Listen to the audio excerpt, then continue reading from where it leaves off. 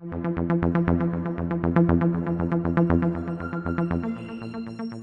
of people.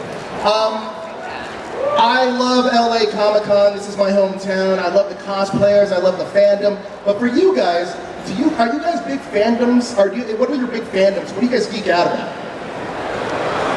It doesn't have to be like video games or... I'm watching Sopranos right now. First time? Is this the first time? Yes. I've never seen it. I'm in season Boy, 5. you've got your finger on the pulse of television. So Sopranos is the show you're currently watching. Also, Slow Horses. Slow Horses is incredible. Incredible. You know, those Apple Plus shows, man, I tell you what, they blow me away. Never watched one. That didn't land.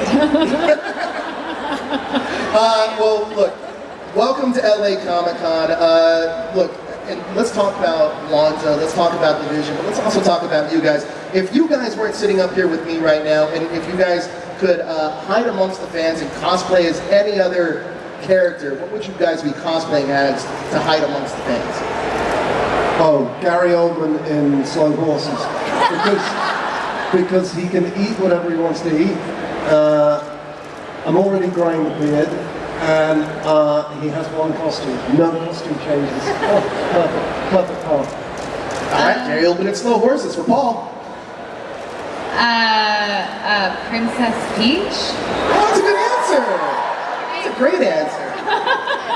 Look, obviously, the MCU has grown incredibly big. There's a lot of characters in it, but you guys, well, you started at the very beginning with Iron Man 1, and that was before you actually had to put on makeup. You could just go in and do your stuff. How did you end up getting the role as Jarvis? Was that like an audition process? Did Jon Favreau call you?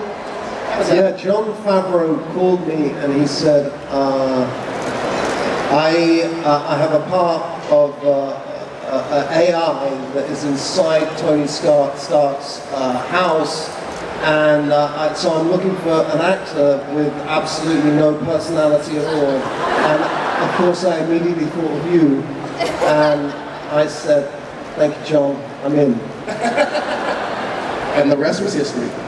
Elizabeth, for you, the Scarlet Witch is a character that many fans really wanted to see on screen. So when you first, whether it be auditioned or was asked to do the role, did you know who you were going in for? Like, did you? No, I didn't actually. My brother, who's here today, he has the company he works with has a booth up here, but he is the one who explained to me the potential characters that I could be meeting about just as a fan of Marvel. And so he prepped me, and one of them was Scarlet Witch, and so I knew a bit about the character. But the first thing that Joss Whedon told me was, I'm going to tell you about this character, and then you're going to look her up in a comic book, and I'm telling you, you will not be in a leotard.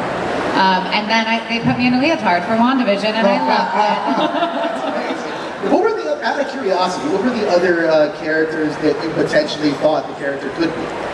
I think there's like some Guardians characters. I think we knew that Guardians was potentially going to happen as fans, and so there was a few of those characters my brother also prepped me on. Now, we see your character's first appearance at a post-credit scene.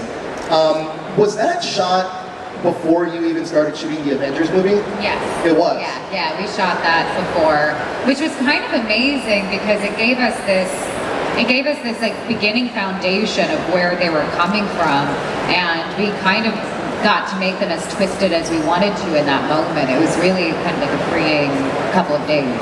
Now, Paul, I can't imagine when you first get the call for Jarvis that you have any intention of wearing any kind of costume or having makeup or prosthetics on.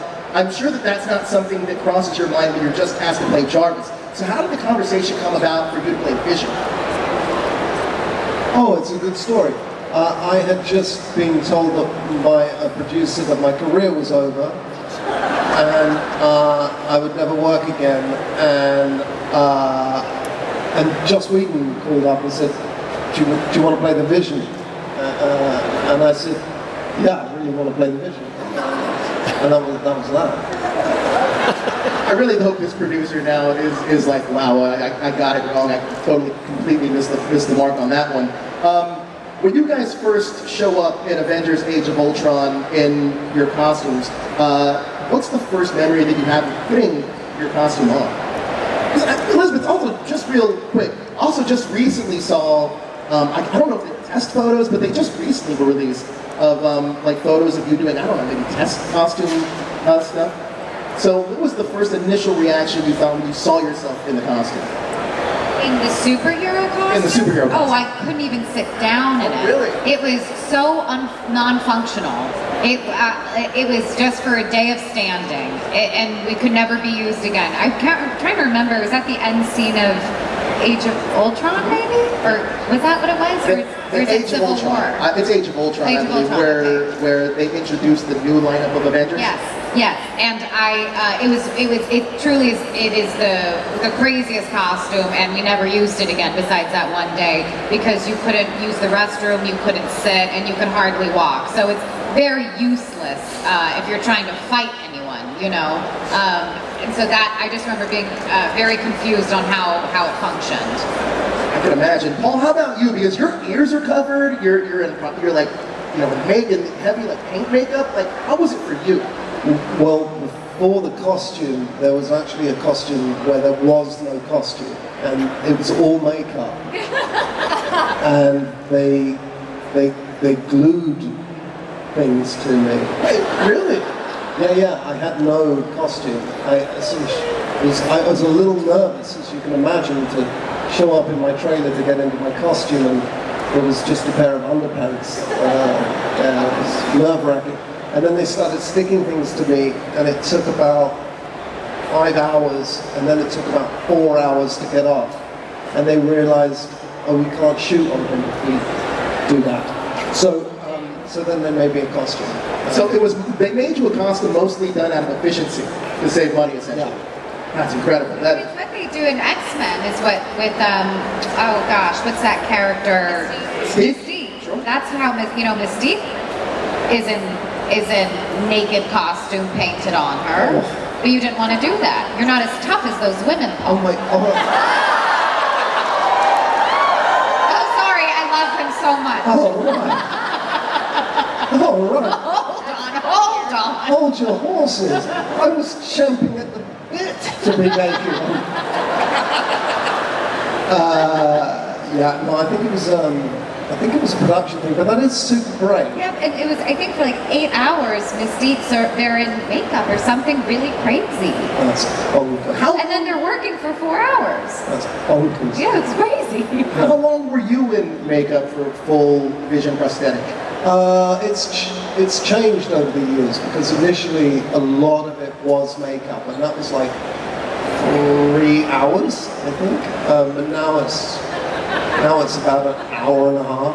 Yeah. I mean, his patience is insane. The touch-ups throughout the day, and when he had his ears covered, he would have to just lean over. Am I allowed to say that? He would just have to lean over and remove a bit of an ear, and it would just be dripping sweat. Because we were filming in Atlanta during the summertime. It was unbelievable. Super romantic. Yeah. That does not sound fun. But the finished product came out looking amazing, though. So there you go. Thank you. What was your first reaction when you guys saw each other in costume? Oh, I think I was having an out-of-body experience anyway that day. That was my first day, and I had a huge speech, and I couldn't hear anybody. Joss Whedon was giving me notes. I know that Downey made a speech. I didn't hear any of it. And no one remembered their cues that day as well. That's also true. And so there's just a lot of awkward pauses that had to be edited out of the movie. It was a strange first day. Really weird. And all I could hear was myself in my head. It was so off-putting. Horrible.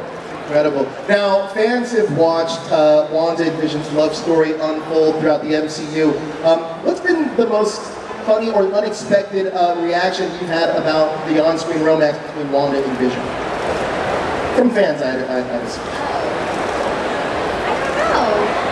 I mean, I feel like the expectations of our characters eventually coming together was something we had hoped for, and something that wasn't guaranteed to us. And so Paul and I, in Age of Ultron, tried to find these moments where fans would at least know what's going to come potentially, and we wanted to play into it and kind of like nudge producers to say that we really want these characters to go in that direction, and so we invested in it from the beginning. So I guess the unexpected thing was WandaVision, and also because we hadn't done television yet, and so we were the first TV show on Disney Plus for them, and one of the first Disney Plus TV shows at all. And so I think that was a huge unexpected, not from fans. I mean, WandaVision is incredible. That show blew me away. Now, let me bring you guys back, because that was during the beginning of the pandemic, if you guys will remember. And I remember watching that show and being completely blown away by what they were giving us. And Matt Shakman, I think, to his credit, is such a fantastic director. He is. And I love the fact that every single episode took us through a different era of comedy television, sitcom television, whatever it may be. Out of curiosity, did you have a favorite era working on that show? Was it done practically in the way that they would do things back then? It was. Yeah, we even used the same camera lenses, and everything was like vintage lenses they would find from whatever era we were shooting in. It was really it was amazing, the attention that was put, the attention to detail that was put into it. I just found every decade to be so much fun. Me too. Yeah, and for different reasons. I mean, I suppose clothing-wise, I really loved our 70s era. I was in a very pregnant suit for that era. That's true. And that was. And by the way, so your 80s looks. The 80s were the things I think that was what I really loved, was the 80s looks. I love